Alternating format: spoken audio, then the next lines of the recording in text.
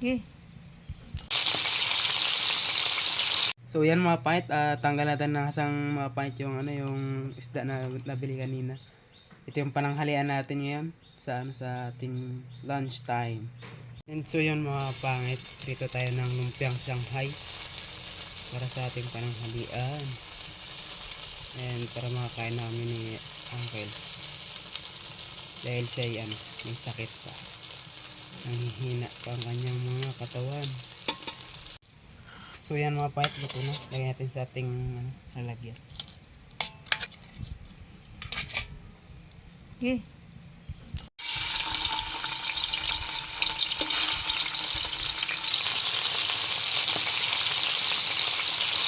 Mga pangit na baliktad ko kanina and iaahawan na natin yan.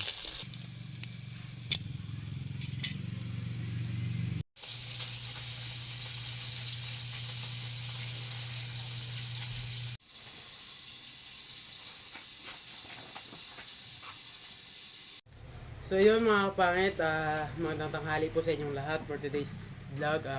Ako po muna yung makasama nyo ng tanghali kasi nga po sa hindi namin inaasahan kahapon na nag-CR po si auntie na bigla siyang kinagat ng insekto. Kaya may mga namaga yung mga part ng katawan niya, pero yung napuruhan talaga is yung mukha niya. And so yung mga pangit, meron tayo naganda ako ng ating kakainin sa pananghalian. Ito yung mga naging prepare natin mga pangit, lumpiang Shanghai and piniritong galonggong binili kanina. Kasi nga pagpasensyahan niyo na mga pangit, ito lang yung nakayanan ng budget ngayon kasi nga hindi pa talaga siya auntie makapag sama sa vlog. Pagpasensyahan niyo na kasi nakakapon nakagat siya ng insekto na hindi namin talaga in-expect ganun. And especially mga pangit, ito yung dapat sa vlog natin ngayon, yung sausawan. So before tayo mag-start magkain, kailangan mag-pray muna tayo, magpasalamat tayo agad. Lord, maraming salamat po sa ibinigay niyong pagkain na nakahain sa aming harapan. Magbigay po ito ng lakas sa akin, sa aking pangatawan. Lord, ingatan niyo po ako.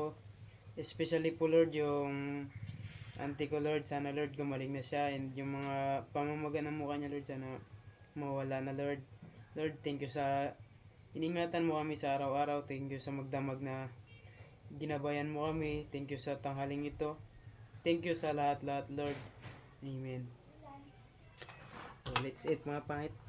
So kailangan din magkain para tingnan ko nga pala mga pangit, talagang nakahiga pa siya ngayon, talagang hindi niya pa talaga kaya makasama sa vlog.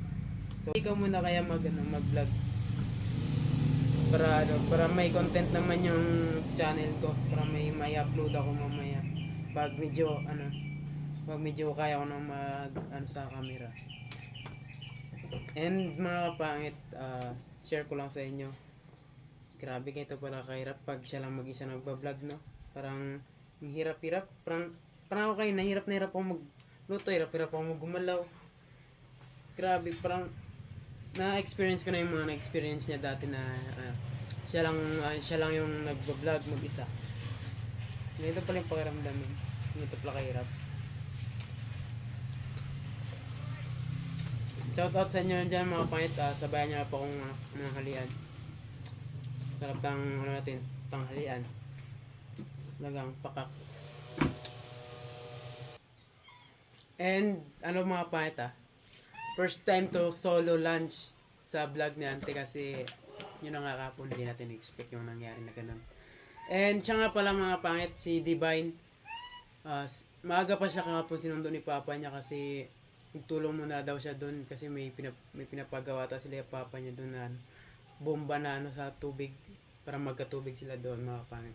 Tutulong muna daw siya doon, magligpit, magluto-luto mga pangit kaya ako lang din talaga ngayon. So hindi ko na-expect na first time lang din talaga to na mangyari sa kanyang YouTube channel. Shout out sa inyo dyan mga pangit. Napakasarap ng ulam natin ngayong tanghali.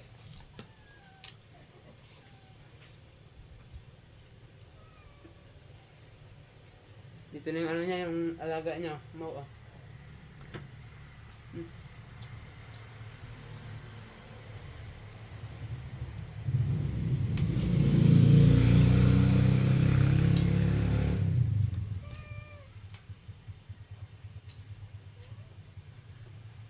Kagabi mga pangit, ano, madaling araw na, ginising ang tala ko ni ante. So yung mga kapit nga kagabi, pag CR niya tapos paglabas niya, hindi ko alam kung anong oras na ng gabi talaga yung mga pahit, yung mga 1 AM na ng madaling araw. Na parang nahihirapan siya, parang nahilo siya. Parang nahihirapan siya maghinga, ganun mga pahit. Tapos bigla niya akong ginising. Sabi niya, boy, gising. Kuha mo na ano, tubig na maligamgam, tapos kuha mo ng tubig na na may planggana, sa may planggana. So yung pagkuha ko ng mga pahit, pagbigay ko sa kanya, bigla, grabe surukan niya mga talaga mga pahit. Sumuka talaga siya kagabi, madaling araw. So yun, talagang napuyat din ako kaya tanghali na rin talaga ako nagising. Binabantayan ko rin siya kasi kung mga pahit na ganun nga. Parang gusto niya na talaga kagabi magpatakbo sa hospital kasi parang may hirap na talaga siya sa sarili niya. Nararamdaman niya na. Pero pinapakiramdaman ko muna kung baka mamaya pa siya, okay pa yung pakiramdam niya, medyo nagbawas. So yung pinapakiramdaman ko siya kagabi. And ito, kaya natin mga pangit. Hindi tayo makasubi, pero lang tayo daldal eh. Subukan na natin.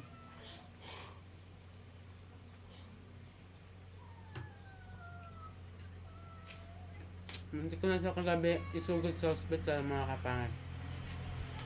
Kagabi.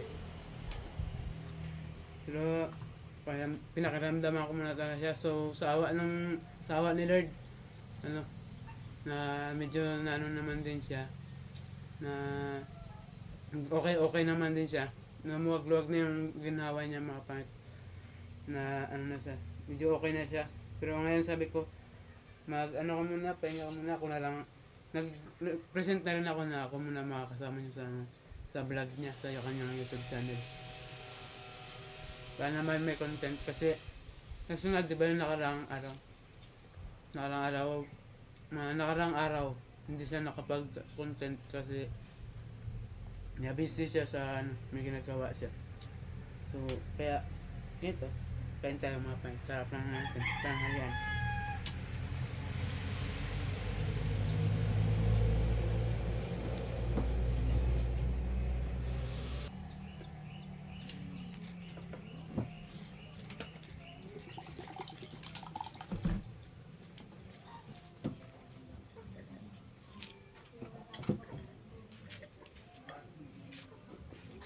So mamaya mga kapangit, i-reflex natin yung mga pasa niya sa mukha kahapon, kasi kahapon habang namamaga, pinipicturean niya sa mukha niya.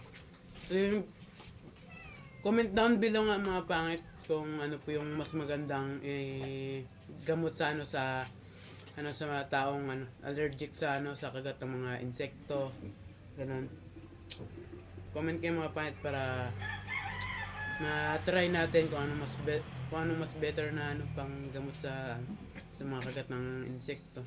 Kasi kapon pag CR niya kapon mga pangit, hindi niya rin alam kung sino kung anong kumagat sa kanyang insekto pala. Hindi niya rin alam, hindi niya na nakita kasi nga pag pinalo niya kahapon, pag follow niya ganun, parang kinagat siya. Pero in fairness sa mga pangit, parang kahapon lang ako na-discover ng tao na ganun.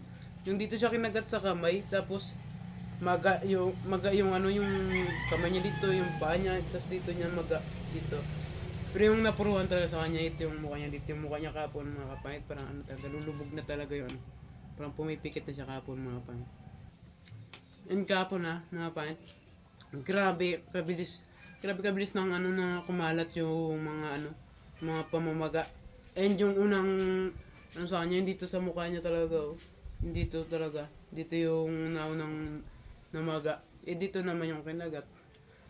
Wala pang 5 minutes, parang dami niyang maga sa katawan.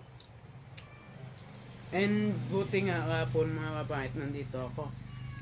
Hindi pa ako umuwi, kaya may kasama siya sa dito sa bahay.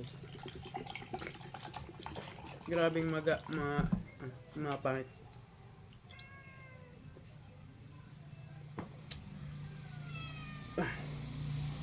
Hindi Hindi ko na-expect na ano, yung dito lang talaga kinagat tapos buong katawan. Sa bagay mga pangit yung nakaraan, yung unang kagat sa kanya ng ganun. Ano, wala ako dito. So kapon nandito uwi ng bukid kasi na ano, mga tanghali, mga 2 PM ng hapon, mga pangit nangyari yung nakagat siya ng ganun.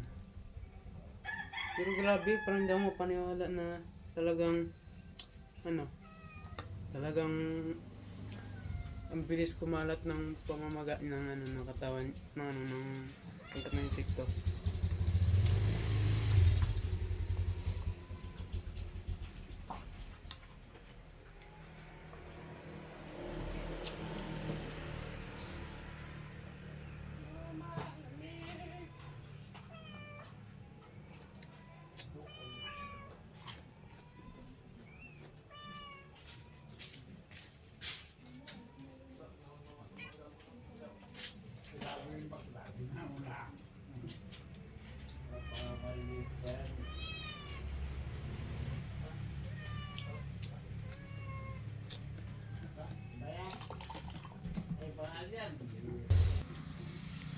And mga pangit sayang nga kahapon mga pangit, hindi ko na video ang kahapon pati kagabi kasi nga natataranta na rin talaga ako kung anong gagawin ko. Kasi magpuntakbo ko doon kay Tita Aileen, balik na naman ako, tanong naman ako ulit kay Tita Aileen. Ang grabing tulo ng pawis ko kahapon mga pangit. Hindi ko na alam kung anong gawin ko, anong igamot ko. Dot ako sa cellphone ko, search ako kung anong pwedeng igamot. Buti nga kahapon, sabi ko, Tita Aileen. Pero yung salita ko parang mabubulol na hindi maintindihan, parang taranta, parang nervyoso na tao. So, tita, ano yung mga pwedeng igamot sa sa kagat ng insekto. Sabi niya, bakit? Si auntie kasi nakagat ng insekto, namamaga na yung niya.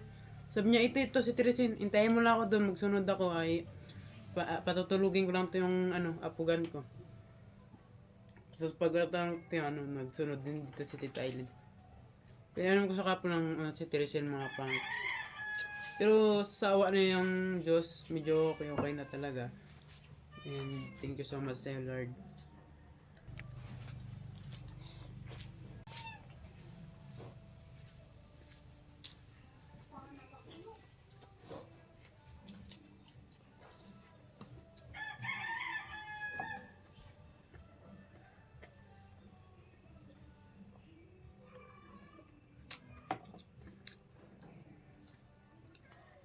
Sobrang taranta ko kagabi mga pangit.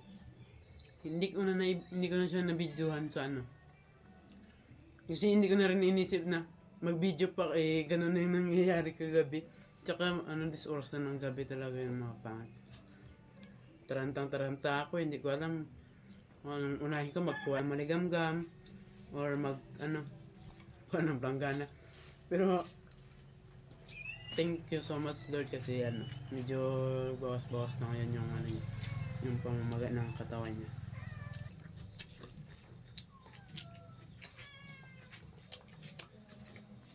Buti nga ngayon mga kapangit nagbo-joke na yung sa mukha niya. And nagsabi ko sa kanya, pahinga ka na lang muna dyan. And ako nang mag-content ng sa YouTube channel mo. Pero pangalawang beses pa nga lang daw to sa kanya nangyari yung una. Kinagat siya ng ligwan sa legs. And ganun din yung nangyari. Pero mas grabe daw tong nangyari sa kanya ngayon. Mas grabe talaga daw to yung nangyari sa kanya ngayon kumpara sa mga nakaraang kagat sa kanya ng ligwan. Dito daw sa legs pero ganun din yung nangyari. Kumalat. Parang allergic talaga siya sa mga kagat ng insekto.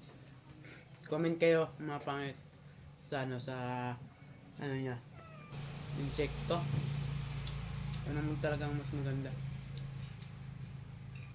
Hindi ko rin alam mga pangit kung anong kasi pag medyo naglala na yung niya, pakiramdam niya papacheck up kami sa bayan mamaya. Para makaano kami ng gamot na maayos. Mamaya or bukas. Pinapakiramdaman ko muna mga kahit kung ano, kami nila Tita Aileen. Kung anong mas better na ano, pang ano sa ano, gamot.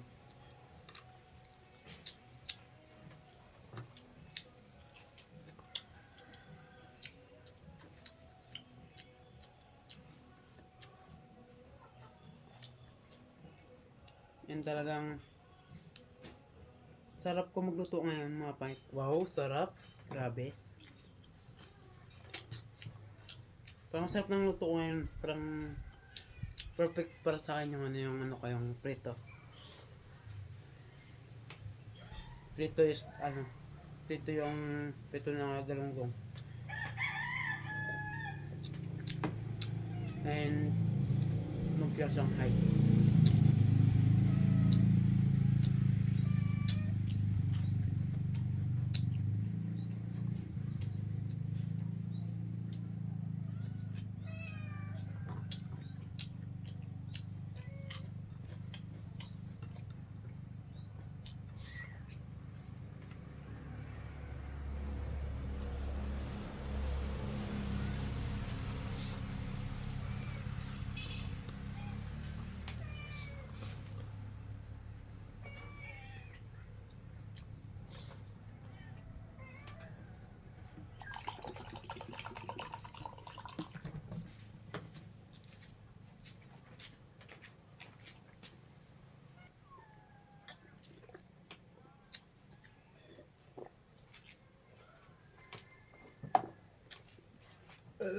Thanks God.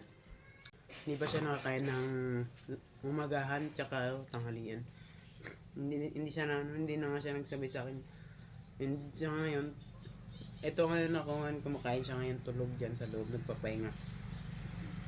Sabi niya kasi kanina, gawin mo na boy mag-content, pahinga ako.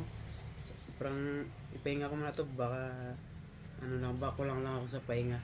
Talaga nagkain kayo ng umaga hanggang ngayon. Diyan, so yun mga pangit tapos na akong kumain. So sana nag-enjoy kayo sa ano, sa pagsabay sa akin ngayong tanghalian ng ano, ng lunch natin. And nagpapasalamat ako sa mga nagsusupport palagi diyan na hindi nagpapabaya sa hindi nagpapabaya. Wow ha. Hindi nag-escape ng ads sa ating YouTube channel. Thank you so much sa inyong lahat. Shout out po diyan kay Tita Flor, Tita Kauri, and Katrina Pay, Mary Crit 1, si Ate Jelly Joy, si Lorna Lobres, si Happy Astronaut. Shout out po sa inyong lahat, and thank you so much po sa pag-subscribe. More blessings sana yung dumating sa ating buhay, and sana mapatawad tayo ni Lord sa ating ginagawa na na hindi naayon sa kanyang kalooban. So mga pangit, nagpapasalamat talaga ako kay Lord kasi medyo okay na ngayon si ante ko. Medyo nakapag na siya ngayon ng kanyang katawan.